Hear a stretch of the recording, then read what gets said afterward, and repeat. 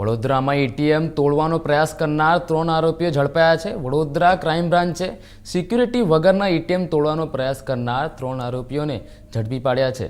આરોપીઓએ સાકરદા ભાદરવા રોડ અને મંજુસર જેઆઈડીસી મેઇન રોડ પરના એટીએમ તોડવાનો પ્રયાસ કર્યો હતો।